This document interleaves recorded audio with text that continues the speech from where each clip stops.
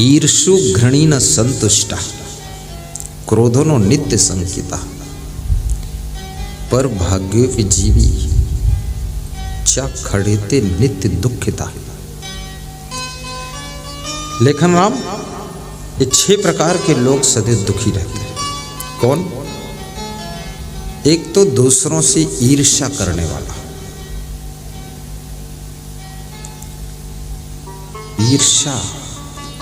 ईर्ष्या राजनीतिक क्षेत्र में बहुत काम करती है। अपनी पार्टी के लोगों की ही लोग टांग खींच कर नीचे गिरा देते हैं। कोई भी चुनाव हारता है तो ज्यादातर अपोजिट पार्टी का व्यक्ति उसको नहीं हरा पाता है, खुद की पार्टी के नालायक लोग उसकी टांग खींच लेते हैं कि तुम इतना आगे कहां जा रहे हो, साथ में रहो। धन्यवाद।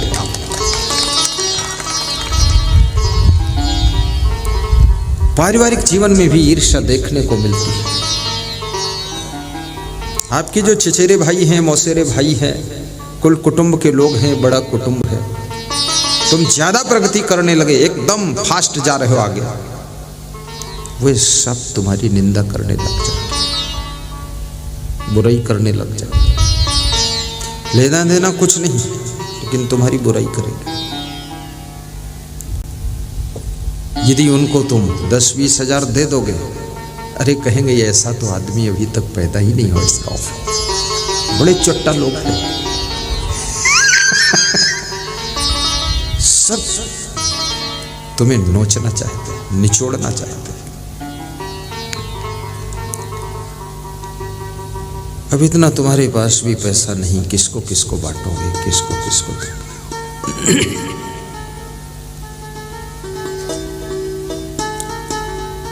धार्मिक क्षेत्र में भी कभी कभी ईर्ष्या का दर्शन होता है। जो धार्मिक क्षेत्र में काम करते हैं, साधु हैं, संत हैं, महंत हैं, प्रचारक हैं, अगर इनको पूर्ण ज्ञान नहीं हुआ है, इनके अंदर भी चुपके ईर्ष्या दीमक की तरह काम करती है। लेकिन जिनको पूर्ण ज्ञान हो जाता है, उनके अंदर ईर्ष्या नहीं रहती है, उनके अंदर केवल शुद्ध प्रेम रहता है, जिसको कबीर कहते हैं 2.5 अक्षर प्रेम का पढ़े सो पंडित होए, पढ़े सो पंडित होए। उनको खुशी होती है कि वाह, अरे ये संत जी अनूपपुर जिले में मझौली में पहली बार आए, बहुत अच्छा है, समाज सुधार होगा, कुछ अच्छे विचार देंगे, खुशी हो जाए। पूर्ण ज्ञान है, उनको मालूम है सब नश्वर है, ये सुनने वाले भी मर जाएंगे, सुनाने वाले भी मर जाएंगे, और ईर्ष्या करेंगे वो भी मर जाएंगे, और प्रेम करेंगे वो भी मर जाएंगे। तो मरना ही है तो प्रेम करके मरो, जल भुन कर क्यों मरो।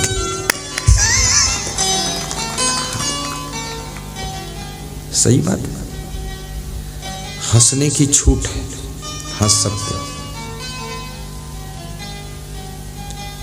प्रसन्न रहो। रोना मना है और सोना मना है, 2 चीजें मना है। तो रोना नहीं है यहाँ और सोना नहीं, बस हंसने से अगर मंजिल मिल सकती है तो हंसते हंसते राह पर चलो।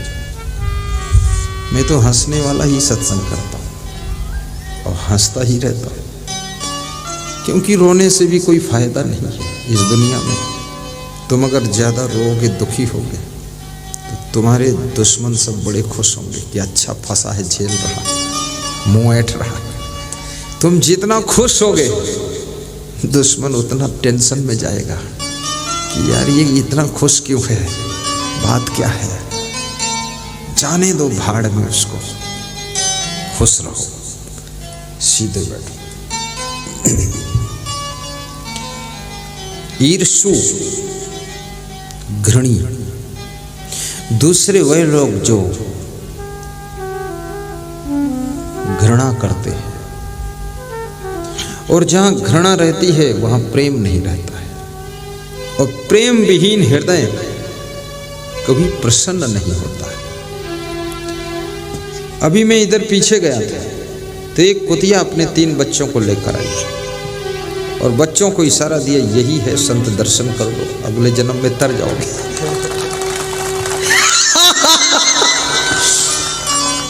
तो मैं सोचा ये मनुष्यों की माँ अपने बच्चों को लेकर साथ में दर्शन नहीं करा पाती, ये कुतिया समझदार है। बच्चों का दर्शन, बच्चे बैठ गए हमारे आसपास, बोले इस जन्म में तो कुत्ते की योनि में जन्म हो गया, कुछ कृपा करो हम भी तर जाएं। हमने कहा तुम तो तर जाओगे, लेकिन जो मनुष्य हैं वो तुम्हारी योनि मारने की तैयारी कर रहे हैं, वो कुत्तापना छोड़ ही नहीं रहे। तुम सीट खाली करो, इधर से आने वाली आत्माएं हैं।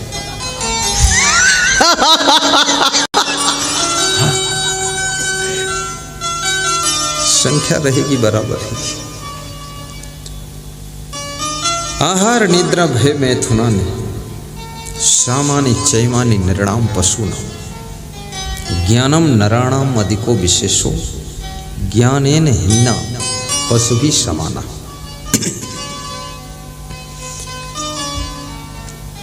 चाणक्य कहते हैं आहार लेना यानी भोजन करना, नींद लेना, प्रजनन करना, बच्चों को जन्म देना, भयभीत रहना, डरना, ये पशुओं में भी है, पंछियों में भी है, कीड़े मकोड़ों में भी है, मनुष्यों में भी है, ये सबके अंदर होता है।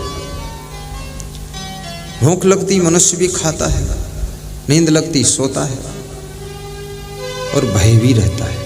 अभी जैसे यहाँ आप बैठे हैं, बहुत से संदिग्ध भय हैं यहाँ, सभी भय, हमको भी भय है। हमें ये भय है कहीं ज़्यादा हवा ना आ जाए, जो पंडाल उड़ जाए, प्रवचन चौपट हो जाए। ये पुलिस के लोग बैठे, इनको भी भय है। ये शांति से बैठे सत्संग सुन रहे हैं, कहीं कोई दुर्घटना ना हो जाए, लफड़ा जो भागना पड़े, उधर जाना पड़े, क्योंकि बवाल बहुत है। आपको भी, ये आयोजक बैठे हैं, इनको भी भय है कि भाई 3 दिन शांति से निपट जाए, कोई बाधा ना पड़े। हाँ, कोई मौसम गड़बड़ ना, कुछ भी। आप लोगों को भी है कि 3 दिन सत्संग का अवसर मिला है, कोई परिवार में, रिश्तेदार में कोई समस्या ऐसी ना आ जाए जो सत्संग के बजाय उन्हीं के लफड़े में फंसे रहे। सबके अंदर भय है और भय वास्तविक है, ये बुरा भी नहीं। सांप को भी भय है कि कहीं नेवला ना आ जाए, हमको काट के खा ना जाए।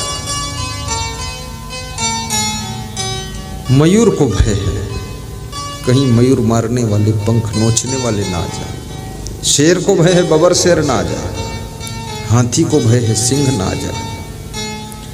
पशु पक्षी क्रम कीट और मनुष्य सभी भय से भरे हुए।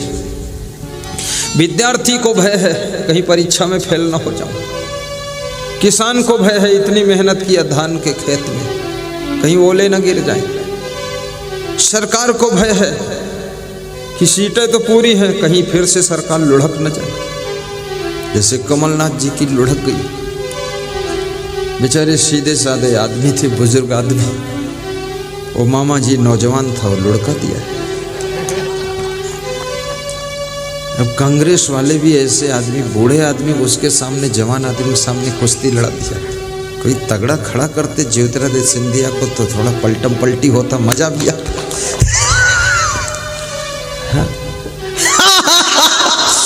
अभी ज्योतिरादित्य मुझे हवाई जहाज में मिला, बड़ा शातिर दिमाग है उसका, बहुत खिलाड़ी। हमारे वो संत जी उनसे बहुत प्रेम की। मैंने भी आशीर्वाद दिया कि जैसे हो ऐसे ही रहो सदैव, बस यथावत आशीर्वाद, डगमगाना नहीं, यानी ना आगे बढ़ो ना पीछे, बीच में। क्या मिलेगा उसमें?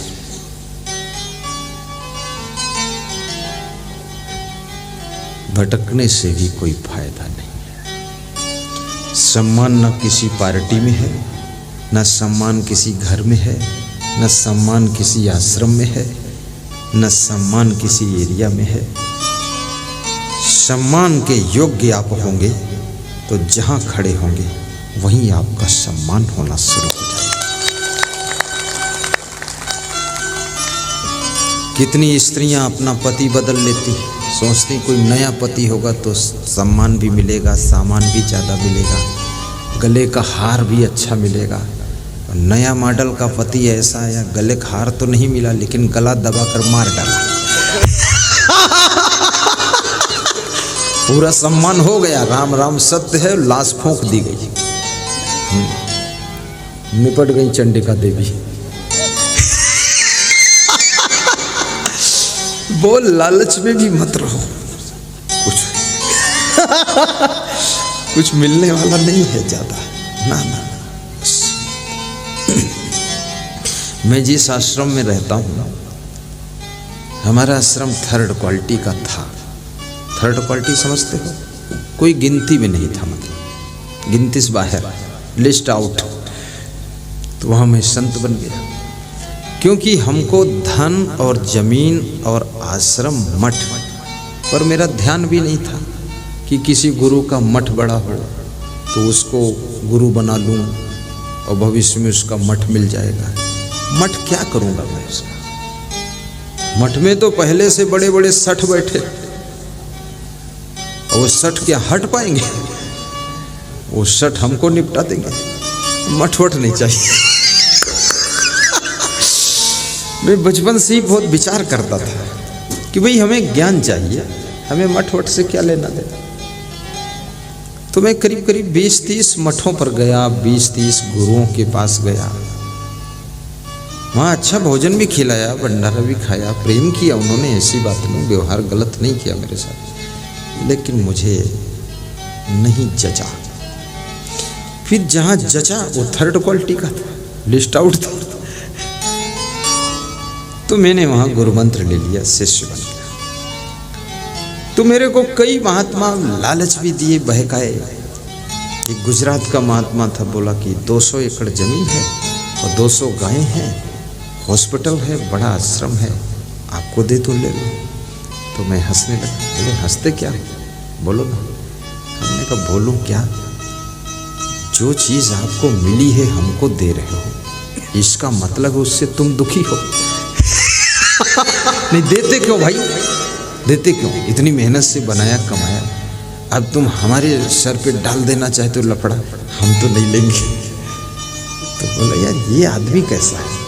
फिर मैं बिहार गया, वहाँ एक साधु बोला हम आपको सब दे देंगे, आप जो कहोगे वो हम करेंगे और आप यहीं रहो, तुरंत नई गाड़ी खरीद देंगे। तो हमने कहा एक बात बताओ, आपको 40 साल हो गए यहाँ मेहनत करते करते, इतना बड़ा 3 मंजिल मठ बनाया आपने, ये सब व्यवस्था ये हमको आप दे रहे हो, तो आखिर इससे तुम उब गए हो, इसीलिए तो दे रहे हो, परेशान हो गए हो, तो इसमें हमें परेशानी में क्यों डालोगे और हम क्यों पड़ेंगे? तो मैं तो लूँगा नहीं। वहाँ से भी छलांग लगा दूँ। ऐसे 20 जगह में गया, क्योंकि अच्छे आदमी को तो लोग कमान थमाना चाहते ना। तो मुझे देखते थे, सोचते थे इसको बना दूंगा तो ये ठीक ठाक चला देगा और साथ में ईमानदार है और बुद्धि रखता है, करेगा। मैंने लिया। एक महंत ने कहा तुम्हारा आश्रम छोटा है, इसका कोई नाम भी नहीं है, यहाँ कहाँ फंसे पड़े हो। हमने कहा हम यहाँ फंसे नहीं हैं और न पड़े हैं, हम तो यहाँ प्रेम से रह रहे हैं। तो बोले तुम्हारी समझ में नहीं आता है, चलो काठमांडू में तुमको हम बहुत बड़ा मठ देते हैं। तो हमने कहा वहाँ ठंडी भी बहुत है। अरे बोले बादाम काजू खाना, छुहारा खाना, दाल भात मत खाना। तो हमने कहा वो तो साधु अगर खाएगा काजू और बादाम छुहारा तो गर्मी करेगा तो ब्रह्मचर्य की चौपट हो जाएगी। अरे बोले तुम यार अजीब आदमी हो। तो हमने कहा मैं तो ये बादाम वादाम खाता नहीं हूँ, क्योंकि अपना ब्रह्मचर्य संभालना कि बादाम खाओगे फालतू। सूझबूझ से खाना भी पड़ेगा। खान पान का प्रभाव शरीर के ऊपर 6 घंटे के बाद आता है। ज्यों ही भोजन हजम हुआ और रक्त बना और फट से पहुंचा बॉडी के अंदर। 10 घंटे में बॉडी पे असर आ जाता उसको। इसलिए जिनको साधना करना है उन्हें खान पान पर ध्यान केंद्रित करना चाहिए। ये नहीं जो आ गया सब खा रहे हैं, पीते चले जा रहे हैं। कोई खीर दे दिया, पी लिया 2 लीटर, पीकर बैठे हैं धांधू महाराज। नहीं पीना है, बहुत खतरा है। बुद्धि भी नहीं रह जाएगी ज्यादा खाने से। बुद्धि घटे बहु भोजन खाए। तो मैं सबको रिजेक्ट किया। फिर मेरे गुरु का एक बड़ा गुरु भाई था। मेरे गुरु के गुरु ने जिसको गद्दी दिया था उससे मैं मिला एक बार। तो मैं उसका मन लेने के लिए बोला, अरे साहब जी, मैं आपके पास आ जाऊं तो ठीक रहेगा। तो खाट पे लेटा था, 80 साल की उम्र थी। उठ के बैठ गया और हंसा। अरे तब तो हमारे यहाँ सब उजाला हो जाएगा, तुम आ जाओ। तो हमने कहा, साहब ऐसा है, आपकी 50 चेला है, आप तो रख लोगे, पर ये चेला लोग हमको जहर देकर मार डालेंगे कि 40 साल से हम सेवा कर रहे हैं, बीच में कहाँ घुसड़ गए जाकर, तो हमारी तो मौत हो जाएगी, इसलिए मैं नहीं आऊँगा। तो बड़ी दुखी हुई है, सोचते थे मिल जाता अच्छा। मैं वहीं रहा अपने 3rd क्वालिटी के आश्रम पर। 9 फीट चौड़ा, 13 फीट लंबा कमरा। उसी में 70 साल पुराने कमरे में रहता था। मेरे गुरु ने कहा कि पूरी सृष्टि सीख दे रही है, सीखने वाले की कमी है, सीख की कमी नहीं है। तुम सोचो कहीं जा करके कुछ हम नया उपलब्धि कर लेंगे, कुछ होने वाला नहीं। सिर्फ तुम अपने आप को शुद्ध करो, मन को पवित्र करो। मेरा गुरु ये सिखाता था, स्वयं अच्छे बनो, स्वभाव अच्छा बनाओ, चरित्र अच्छा बनाओ, वैराग्य अच्छा करो, बस सब कुछ यही है। घर ही में गंगा, घर ही में जमुना। अगर आपका मन पवित्र है ना, घर में ही गंगा जमुना, बाथरूम के पानी में ही सब गंगा स्नान हो। और मन पवित्र नहीं है तो गंगा में भी गंदगी है। गंगा को भी तुम गंदा करके आओगे, मामूली नहीं हो तुम। इसलिए घर में ही गंगा जमुना। जिस छोटे से घर में तुम्हारा जन्म हुआ है, सब कुछ वहां होने की संभावना है। जो तुम्हारे माँ बाप हैं सीधे साधे, उन्हीं के पास में बहुत कुछ तुमको मिलने वाला है। जो तुम्हारी बूढ़ी सासू है, उसके आशीर्वाद से सब घटित होने वाला है। और जो तुम्हारे भाई बहन हैं, उनसे प्रेम रखोगे, उनकी शुभकामनाएं तुमको आकाश की ऊंचाई पर पहुंचाएंगी। चिंता